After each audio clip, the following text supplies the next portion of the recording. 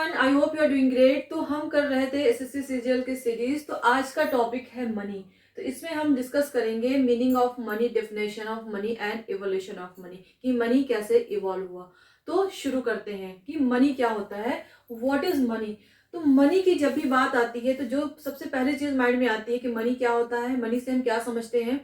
तो paper notes जो हम यूज करते हैं या कॉइन्स जो हम यूज करते हैं वो मनी है। बट अगर इकोनॉमिक्स में हम बात करें तो इकोनॉमिक्स में हर चीज का मीनिंग होता है, हर चीज की डेफिनेशन होती है। तो इसी तरीके से मनी का भी कुछ डेफिनेशन है, मनी की भी कुछ मीनिंग है। तो मनी की डेफिनेशन क्या है देख लेते हैं कि व्हाट इज मनी।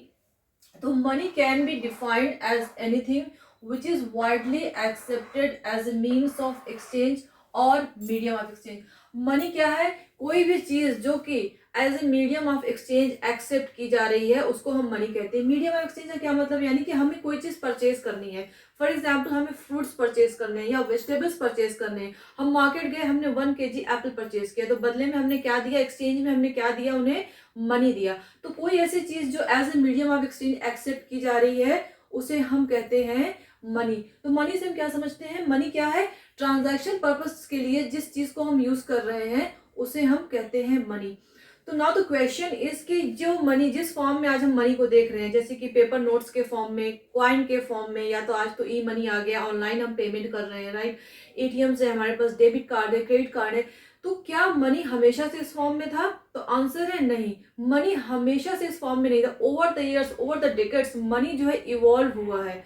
तो आज हम उसी एवोल्यूशन के बारे में बात करेंगे कि मनी कैसे डिफरेंट डिफरेंट स्टेजेस में इवॉल्व हुआ है, मनी को किस किस फॉर्म में यूज किया गया है, और किस तरीके से आज जिस फॉर्म में हम मनी को यूज कर रहे हैं हम वहां तक पहुंचे हैं, राइट। तो अगर हम एवोल्यूशन ऑफ मनी की बात करते हैं तो सबसे पहला हमारे पास आता है barter system, then commodity money, then metallic money, paper money, credit money and e money. तो एक एक करके हम सब इन सारे types of money, evolution of money को डिस्कस करेंगे। सबसे पहले हम डिस्कस करेंगे बार्टर सिस्टम को, कि बार्टर सिस्टम क्या होता है। नाउ बार्टर सिस्टम क्या होता है, we know that an individual does not produce all that he needs for his existence. एक इंडिविजुअल सारी चीजें प्रोड्यूस नहीं कर सकता जो उसको उसके एग्जिस्टेंस के लिए चाहिए, जो उसके एग्जिस्टेंस के लिए जरूरी है। तो he depends upon others for the satisfaction of his wants. तो अपने वांट्स को सेटिस्फाई करने के लिए वो दूसरों पर डिपेंड करता है। दिस मीन्स इंटरडिपेंडेंस, और इंटरडिपेंडेंस मीन्स एक्सचेंज। जब हम दूसरों पर डिपेंड हो रहे हैं चीजों को एक्सचेंज करने के लिए, राइट, मतलब हमारे पास कुछ चीजें हैं और दूसरे के पास कुछ और चीजें हैं, तो उसको एक्सचेंज करते हैं ना हम। तो इंटरडिपेंडेंस मीन्स एक्सचेंज। तो आज के दौर में हमारे पास मनी है तो हम मनी दे करके, पैसा दे करके चीजों को एक्सचेंज कर सकते हैं, चीजों को परचेज कर सकते हैं। बट अर्लियर डेज में, पुराने टाइम में जब मनी नहीं था तब एक्सचेंज कैसे होता था? तब एक्सचेंज होता था थ्रू बार्टर सिस्टम। तो बार्टर सिस्टम क्या होता है? Barter system of exchange is a system in which goods were exchanged for the other goods। Barter system वो होता है जिसमें कि एक गुड को एक्सचेंज करने के लिए एक गुड को दूसरे गुड से एक्सचेंज किया जाता था। फॉर एग्जाम्पल अगर कोई फार्मर है, वो वीट ग्रो कर रहा है और उसको राइस की रिक्वायरमेंट है, तो वो एक ऐसे बंदे के पास जाएगा जिसके पास राइस है, तो वो अपना वीट दे करके उससे राइस ले लेगा, राइट। तो यहाँ पर गुड्स का एक्सचेंज होता था, गुड का आदान प्रदान होता था, क्योंकि पैसा तो था नहीं, तो एक चीज को दे करके हम दूसरी चीज को ले लिया करते। इसी तरीके से अगर कोई फार्मर वेजिटेबल ग्रो कर रहा है, दूसरे को फ्रूट्स की रिक्वायरमेंट है, तो एक के पास फ्रूट है, एक के पास वेजिटेबल है, तो आपने अपना फ्रूट दिया और उसके बदले में आपको वेजिटेबल मिल गई। इस तरीके से गुड के बदले में गुड को एक्सचेंज किया जाता था, क्योंकि मनी नहीं था उस टाइम पर। तो ये था बार्टर सिस्टम। सिंपल है, यानी कि एक सामान के बदले में दूसरा सामान को ले लेना, उसको हम कहते हैं बार्टर सिस्टम। तो बार्टर सिस्टम में कुछ डिफिकल्टीज थी, कुछ ड्रॉबैक्स थे बार्टर सिस्टम के। तो वो क्या थे? तो सबसे पहला ड्रॉबैक जो था वो था लैक ऑफ डबल को इंसिडेंस ऑफ वॉन्ट्स। तो डबल को इंसिडेंस ऑफ वॉन्ट्स का क्या मतलब है? अगर इसको हम सिंपल लैंग्वेज में समझें, इसका ये मतलब है कि हमारे पास कोई चीज है, राइट, हमारे पास कोई चीज है जिसको कि हम देना चाह रहे हैं किसी और को, और किसी और के पास कोई चीज है जिसको कि हम लेना चाह रहे हैं। मतलब कुछ चीजें हमारे पास है, कुछ चीजें उनके पास। हमारे पास वीट है, हमें राइस की रिक्वायरमेंट है, सामने वाले के पास राइस है, उसको व्हीट की रिक्वायरमेंट है, तो हमने उसको व्हीट दिया, उसके बदले में राइस ले लिया। इसको कहते थे double coincidence of wants, right. यानी कि डबल कोइंसिडेंस ऑफ वांट्स का होना जरूरी है। जो चीज हम एक्सचेंज करना चाह रहे हैं दूसरे बंदे के पास, वो उसके पास होनी चाहिए और बदले में उसको उस चीज की रिक्वायरमेंट होनी चाहिए जो हमारे पास है। बट क्या होता था, कभी कभी प्रॉब्लम होती थी, lack of double coincidence of wants. A good deal of time was spent in searching a man with whom wants coincided। काफी टाइम स्पेंड हो जाता था ये सर्च करने में कि अगला बंदा कौन है जिसको हमारे गुड की रिक्वायरमेंट है, या जिस चीज की रिक्वायरमेंट हमें है वो कमोडिटी, वो गुड उस बंदे के पास है कि नहीं। तो इसमें काफी सारा टाइम स्पेंड हो जाता था। तो यहाँ पर बाटा सिस्टम फेल कर जाता था क्योंकि डबल कोइंसिडेंस ऑफ वांट्स का होना बहुत जरूरी था, right. Getting my point. Next point आता है lack of standard unit of account. To barter system lacked not only a common medium of exchange but also a common standard unit of account in which values can be measured or quoted। तो barter system में हमने देखा कि एक common medium of exchange नहीं था। जैसे कि मनी एक कॉमन मीडियम ऑफ एक्सचेंज है ना, उसको दे करके हम कोई भी सामान परचेज कर सकते हैं। तो बार्टर सिस्टम में कॉमन मीडियम ऑफ एक्सचेंज नहीं था, उसके साथ साथ कोई एक स्टैंडर्ड यूनिट ऑफ अकाउंट नहीं था। जैसे कि आज स्टैंडर्ड यूनिट ऑफ अकाउंट का मतलब समझते हैं, जैसे कि आज हमें कोई वेजिटेबल लेनी है या कोई ऐसी सॉलिड चीज लेनी है तो उसको किस में मेजर करते हैं, केजीज में मेजर करते हैं। लिक्विड चीज अगर हमें लेना है तो लीटर में मेजर करते हैं, राइट। और इसी तरीके से क्लोथ अगर लेना है तो उसको हम मीटर में मेजर करते हैं। ये सारी क्या है, स्टैंडर्ड यूनिट्स हैं जो कि हर जगह फॉलो होती है। तो उस टाइम पर कोई एक स्टैंडर्ड यूनिट ऑफ अकाउंट नहीं था जिसमें कि हम चीजों को मेजर कर सकते हैं। तो उससे प्रॉब्लम क्या होती है, फॉर एग्जाम्पल क्या होता है, अगर किसी के पास काऊ है और उसको 1 kg पोटैटो की रिक्वायरमेंट है, 1 kg आलू चाहिए, तो उसको पूरी की पूरी काऊ देनी पड़ रही है। क्यों? क्योंकि हम वैल्यूज को मेजर नहीं कर पा रहे हैं कि 1 kg आलू आज हम मेजर कर पा रहे हैं ना, उस टाइम पे तो नहीं मेजर कर पा रहे थे। तो 1 किलो आलू के लिए पूरी पूरी काऊ दे रहे हैं, 1 kg अनियन के लिए पूरा का पूरा गोट उठा के दे रहे हैं, क्योंकि कोई स्टैंडर्ड यूनिट ऑफ अकाउंट नहीं था जिसमें हम चीजों को मेजर कर सके। तो दूसरी डिफिकल्टी ये थी। तीसरी डिफिकल्टी क्या थी कि impossibility of sub division of goods और इनडिविजिबल गुड्स। जैसा कि अभी हमने बताया कि चीजों को हम डिवाइड नहीं कर सकते थे, राइट। किसी को एक स्मॉल क्वांटिटी की स्मॉल अमाउंट में कोई चीज चाहिए, उसको लार्ज क्वांटिटी में कोई चीज दे देनी पड़ी। 1 kg हमें आलू चाहिए, 1 kg हमें टमाटर चाहिए, उसके बदले में पूरी काऊ देनी पड़ रही है, पूरी गोट देनी पड़ रही है, पूरा हॉर्स देना पड़ रहा है, क्योंकि हम अर्लियर डेज की बात कर रहे हैं ना, पुराने टाइम की बात कर रहे हैं। तो जब स्टैंडर्ड यूनिट ऑफ अकाउंट नहीं था, दूसरा कि इनडिविजिबिलिटी ऑफ गुड्स, गुड्स को हम डिवाइड नहीं कर सकते थे, तो एक्सचेंज रेशियोज काफी महंगा हो जाता था। मतलब एक इंसान को ज्यादा चीजें देनी पड़ी एक स्मॉल क्वांटिटी ऑफ चीज को लेने के लिए, ठीक है। क्योंकि हम अब एनिमल है तो एनिमल को तो हम डिवाइड नहीं कर सकते। ऐसा नहीं कि काऊ को हम पार्ट्स में डिवाइड कर देंगे, एक पार्ट लेकर के दे करके आपने 1 kg पोटैटो ले लिया, 1 kg अनियन ले लिया, नहीं, हम डिवाइड नहीं कर सकते थे। Goods were indivisible, right. तो एक प्रॉब्लम ये थी। नेक्स्ट प्रॉब्लम क्या थी, नेक्स्ट डिफिकल्टी क्या थी, lack of reliable method of storing value.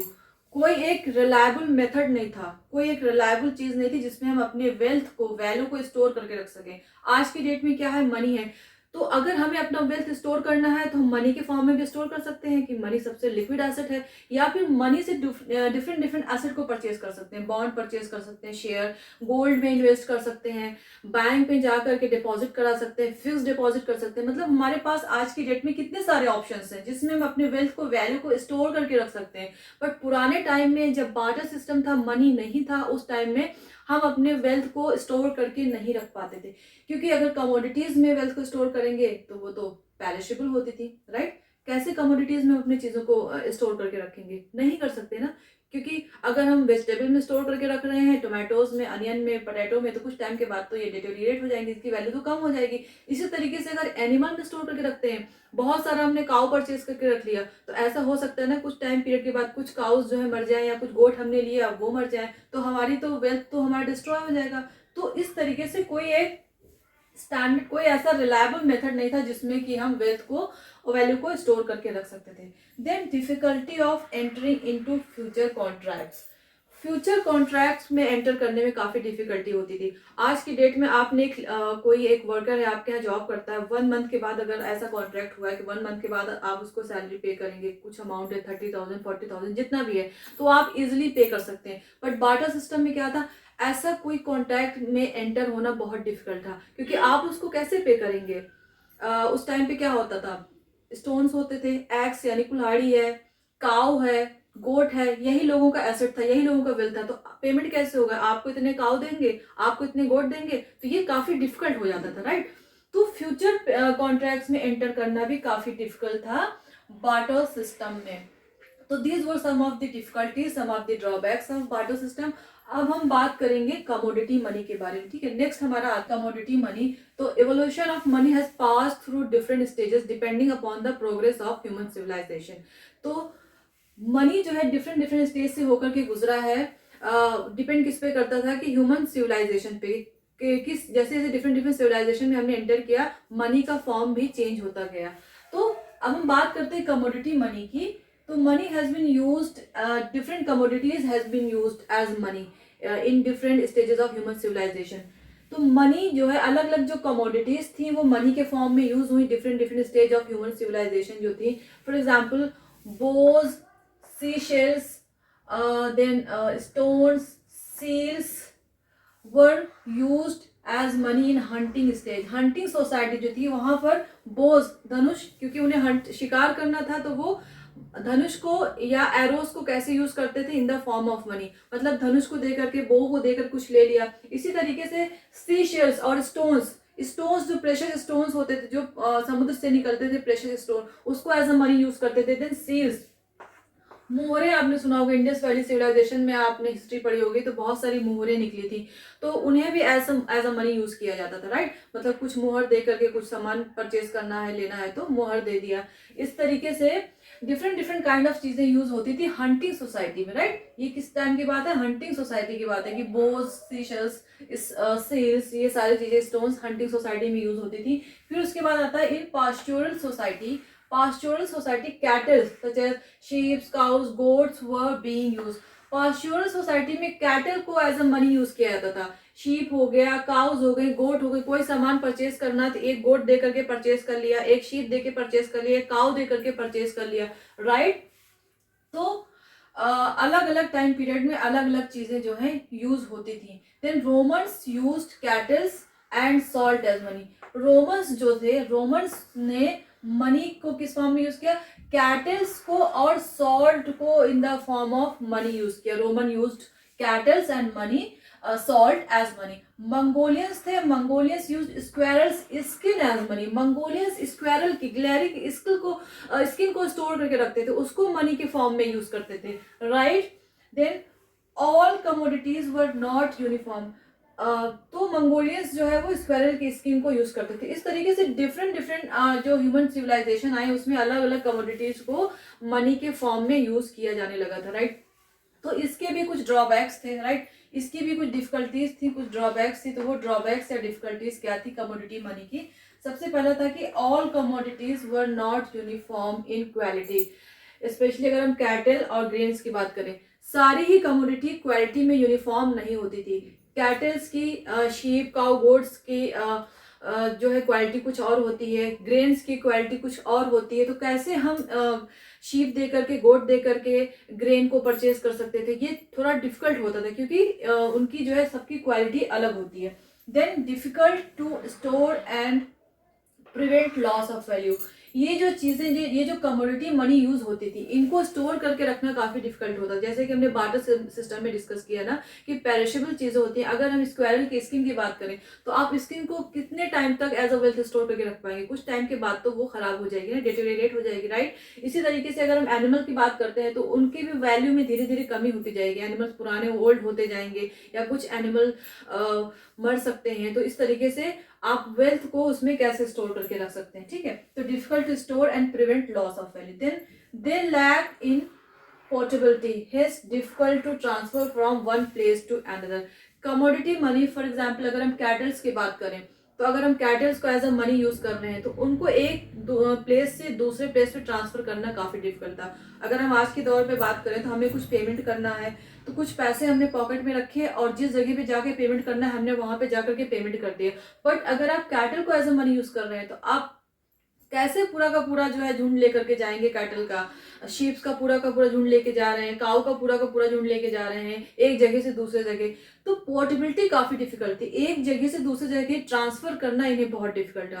तो ये एक अनदर प्रॉब्लम थी, राइट, कमोडिटी मनी की। देन आता है problem of indivisibility in case of kettles. Again ये हम डिस्कस कर चुके हैं ना बार्टर सिस्टम में, कि कैसे हम जैसे अगर किसी एनिमल को मनी की तरह ट्रीट कर रहे हैं, हमें 1 kg पोटैटो चाहिए तो हमें को पूरी पूरी काऊ देनी पड़ रही है क्योंकि हम काऊ को डिवाइड नहीं कर सकते, प्रॉब्लम ऑफ इनडिविजिबिलिटी थी। तो ये भी एक प्रॉब्लम थी कमोडिटी मनी की। तो ये सारे ड्रॉबैक्स थे कमोडिटी मनी के। नेक्स्ट हम इसमें डिस्कस करेंगे मेटालिक मनी। नाउ अगला आता है इसमें मेटालिक मनी। मेटालिक मनी कैसे आया? With the spread of civilisation and trade relations by land and sea metallic money to place. जैसे जैसे सिविलाइजेशन हमारी बढ़ी, सिविलाइजेशन स्प्रेड हुई, ट्रेड रिलेशंस बढ़े, किन रास्तों से, लैंड और सी के रास्तों से जब हमारे ट्रेड रिलेशन बढ़े तो मेटालिक मनी पिक्चर में आया। क्योंकि कमोडिटी मनी तो इजी नहीं था ना, उसका एक जगह से दूसरी जगह ट्रांसफर करना आसान नहीं था, तो मेटालिक मनी पिक्चर में आया। क्योंकि मेटालिक मनी से क्या हुआ, ट्रेड एक्सपैंड हुआ, काफी इजी हो गया ना ट्रेड करने में, चीजों को एक्सचेंज करने में मेटालिक मनी। तो many nations started using silver, gold, copper and tin etc. as money। बहुत सारे देशों ने सिल्वर, गोल्ड, कॉपर और टिन को एज अ मनी यूज करना स्टार्ट कर दिया। बट सिल्वर, गोल्ड, कॉपर को ऐसे यूज करना काफी मुश्किल था बिकॉज ऑफ कोई उनका पर्टिकुलर वेट नहीं था, कोई पर्टिकुलर साइज नहीं था, तो उसको किस तरीके से यूज करते। तो accordingly metals was made into coins of predetermined weight. तो मेटल्स को कॉइन्स में बनाना स्टार्ट कर दिया, कॉइन्स में कन्वर्ट करना शुरू कर दिया in predetermined size and weight. पहले से वेट और साइज डिसाइड कर दिया गया कि इतने ग्राम का एक कॉइन होगा उसकी कुछ वैल्यू होगी, फिर इतने ग्राम का ये कॉइन होगा उसकी कुछ वैल्यू होगी। तो मेटल्स को कॉइन्स में मिंट करना स्टार्ट होना शुरू हो गया। तो this invention is attributed to king of Midas Lydia in 8th century BC। तो ये इनोवेशन किसको जाता है? Midas Lydia, king of Midas Lydia को ये इन्वेंशन जाता है। उन्होंने सबसे फॉर द फर्स्ट टाइम कहा जाता है कि मेटल्स का कॉइन्स बनाया। But gold coins were used in India centuries ago. But अगर आपने हिस्ट्री पढ़ी होगी तो आपने पढ़ा होगा कि इंडिया में गोल्ड कॉइन्स काफी टाइम पहले से यूज किया जा रहा है, बट उसका ऐसा कोई रिकॉर्ड नहीं है। जो रिकॉर्ड में है वो किंग ऑफ मिडास लाइडिया का है कि ये इनोवेशन, कॉइन्स बनाने का जो क्रेडिट है ये इनको जाता है, राइट।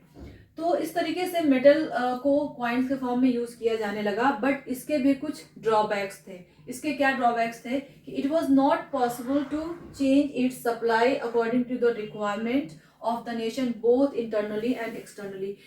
मेटल्स जो थे वो स्केर्स थे ना, लिमिटेड अमाउंट में थे किसी भी कंट्री में। तो जैसे उसकी रिक्वायरमेंट बढ़ती थी तो ये पॉसिबल नहीं था कि उसकी सप्लाई को बढ़ाया जा सके। जैसे कि आजकल मनी की भी क्या स्कैरसिटी नहीं, ऐसा नहीं कि ना अनलिमिटेड अमाउंट में है, राइट। इसी तरीके से मेटल की भी स्कैरसिटी थी।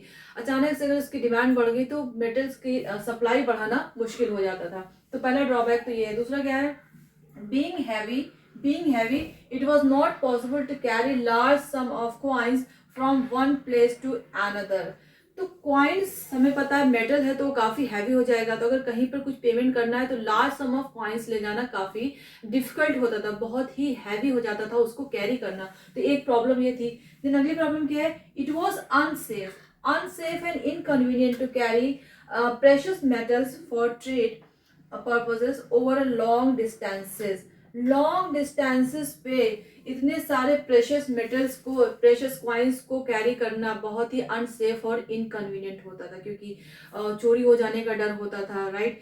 और एक तो वो हैवी होते थे प्लस अनसेफ भी होते थे ना, कि कहीं भी चोरी हो सकती है, लूट हो सकती है। तो अनसेफ था और इनकन्वीनियंट था इन मेटल कॉइन्स को लॉन्ग डिस्टेंसेस पे लेकर के जाना। तो ये ड्रॉबैक्स थे मेटल कॉइन्स के। अब हम बात करते हैं मेटालिक मनी के। अब हम बात करते हैं पेपर मनी की, क्योंकि इसके बाद जो आया हमारा वो है पेपर मनी। तो पेपर मनी की, कि पेपर मनी का एवोल्यूशन कैसे हुआ, कब कैसे पेपर मनी स्टार्ट हुआ। तो the development of paper money started with goldsmiths who kept strong safe to store their gold। तो पेपर मनी का जो डेवलपमेंट हुआ गोल्ड स्मिथ से स्टार्ट हुआ, यानी सोनार जो ज्वेलर्स होते हैं उनसे स्टार्ट हुआ। पुराने टाइम में क्या होता था, लोग जो है गोल्ड स्मिथ को बहुत ही ऑनेस्ट समझते थे और अपना सारा गोल्ड उनके पास डिपॉजिट करा देते थे। तो in return goldsmith used to give them a receipt promising them to return the gold on demand. तो बदले में गोल्ड स्मिथ क्या करते थे, उनको एक रिसीट देते थे जिस पर ये लिखा होता था कि जब भी उनको डिमांड होगी, जब भी उनको रिक्वायरमेंट होगी, वो उनको उनका गोल्ड वापस लौटा देंगे। तो वो एक तरीके से प्रोमिसरी नोट होता था। तो उस नोट को लेकर के, उस प्रोमिसरी नोट को लेकर के कोई भी इंसान मार्केट में जा करके चीजें परचेज कर सकता था। फॉर एग्जाम्पल, अगर किसी को वीट की रिक्वायरमेंट है तो उस प्रोमिसरी नोट को वो दे करके वीट परचेज कर सकता था। और जब भी उसको गोल्ड की रिक्वायरमेंट होती तो उस नोट को ले जा करके अगर वो वापस देता था तो उनको उनका गोल्ड वापस मिल जाता था। तो इस तरीके से जो है this led to the development of the paper money. इस तरीके से पेपर मनी का डेवलपमेंट हुआ। तो अगर फर्स्ट टाइम बात करें कि पेपर मनी बनाना किसने स्टार्ट किया, तो सबसे पहले चाइना ने पेपर मनी बनाना स्टार्ट किया। चाइना ने सबसे पहले पेपर मनी बनाया और शुरू में वो लोग पेपर मनी कपड़े पे बनाते थे, पेपर पे नहीं, उन्होंने कपड़े पे बनाना स्टार्ट किया पेपर मनी। बाद में उन्होंने इसको पेपर में बनाना स्टार्ट किया। तो मार्को पोलो, आपने वास्को डिगामा, मार्को पोलो का नाम सुना होगा, ये ट्रैवलर्स थे। तो मार्को पोलो ने, ये 11वीं सेंचुरी CE की बात है, मार्को पोलो ने चाइना को विजिट किया। वहां पर सोंग डायनेस्टी थी उस टाइम पीरियड पे। तो उन्होंने वहां पर देखा कि वो लोग कैसे पेपर नोट को यूज कर रहे थे। तो उन्होंने जाके वेस्टर्न कंट्रीज में बताया कि अच्छा ऐसे ऐसे चाइना में जो है पेपर नोट यूज किया जा रहा है। तो इसके बाद सारी कंट्रीज ने पेपर नोट यूज करना स्टार्ट कर दिया। तो ये हिस्ट्री है पेपर नोट की। आज हम जानते हैं कि हमारे कंट्री में करेंसी, पेपर करेंसी कौन प्रिंट करता है, हमारा सेंट्रल बैंक यानी कि RBI करता है, ठीक है। तो ये बात हुई पेपर करेंसी की, पेपर मनी की, कैसे पेपर मनी स्टार्ट हुआ, सबसे पहले इससे किसने प्रिंट करना स्टार्ट किया। अब हम बात करते हैं क्रेडिट मनी की या बैंक मनी की। तो क्रेडिट मनी, हमें पता है कि अगर हमारा बैंक में अकाउंट है तो हम किसी को भी चेक के थ्रू या डिमांड ड्राफ्ट के थ्रू मनी को ट्रांसफर कर सकते हैं, एक अकाउंट से अपने अकाउंट से दूसरे अकाउंट में ट्रांसफर कर सकते हैं। तो चेक, वैसे तो cheque is not money but it is simply an order to transfer money into another account ना। चेक मनी तो नहीं है बट एक ये ऑर्डर है, अथॉरिटी है ना कि अच्छा इतना अमाउंट हम दूसरे अकाउंट में ट्रांसफर कर सकते हैं चेक के थ्रू। तो इसको इसलिए हम बैंक मनी कहते हैं क्योंकि इसमें बैंक इन्वॉल्व है, राइट। बैंक के थ्रू ही हम अपना मनी जो है दूसरे किसी के अकाउंट में, अगर हमने किसी से कोई सामान परचेज किया, अगर बिजनेसमैन है, उसको हमें कुछ अमाउंट ट्रांसफर करना है तो हम एक चेक साइन करेंगे, इसमें बैंक इन्वॉल्व है, बैंक के थ्रू जो है उतना अमाउंट उसके अकाउंट में ट्रांसफर हो जाएगा। इसलिए इसको हम क्रेडिट मनी भी कहते हैं और बैंक मनी भी कहते हैं। नेक्स्ट आ जाता है हमारा नियर मनी। तो जो भी ट्रेजरी बिल्स है, जैसे कि ट्रेजरी बिल्स क्या होती है, गवर्नमेंट के बॉन्ड्स होते हैं ना, उसको हम परचेज करते हैं, उसमें इन्वेस्ट कर सकते हैं। देन बॉन्ड्स हैं, डिबेंचर्स हैं, FD है, इसमें हम इन्वेस्ट कर सकते हैं। इसको लिक्विड एसेट कहा जाता है क्योंकि इसको जब चाहे हम मनी में कैश करा सकते हैं। तो ये भी एक तरीके का मनी है, इसे हम नियर मनी कहते हैं, ठीक है। फिर आ जाता है दौर जो आजकल का टाइम पीरियड, डिजिटल मनी और e money. This includes online payments और मोबाइल पेमेंट्स। जो भी हम ऑनलाइन पेमेंट करते हैं, पेटीएम करते हैं, गूगल पे करते हैं या स्वैप करते हैं, जितना कुछ आजकल हम कर रहे हैं वो डिजिटल मनी में आता है, ई मनी में आता है, राइट। तो हमने देखा कैसे money over the time period, कैसे कैसे मनी डिफरेंट स्टेजेस से होके गुजरा। आज जिस फॉर्म में हम मनी यूज कर रहे हैं, हमेशा से मनी इस फॉर्म में नहीं था, ठीक है। बार्टर सिस्टम था, देन कमोडिटी मनी आया, मेटालिक मनी आया, पेपर मनी आया, नियर मनी आया। तो अगर हम paper money, credit money, near money, digital money की बात करें तो ऐसा नहीं है कि डिजिटल मनी आ गया तो पेपर मनी बंद हो गया है या क्रेडिट मनी बंद हो गई। ये पैरेलल ये सारी चीजें चल रही हैं, ठीक है, पैरेलल ये सारी चीजें चल रही हैं। बट ओवर द इयर्स हम देख रहे हैं कि पेपर मनी का थोड़ा सा यूज कम हो रहा है क्योंकि हम ऑनलाइन पेमेंट ज्यादा कर रहे हैं, राइट। बट ऐसा नहीं है कि पेपर मनी का यूज कम हो गया है। तो ये था evolution of money. Next class में हम और डिस्कस करेंगे different forms of money. So that's all for today, thank you.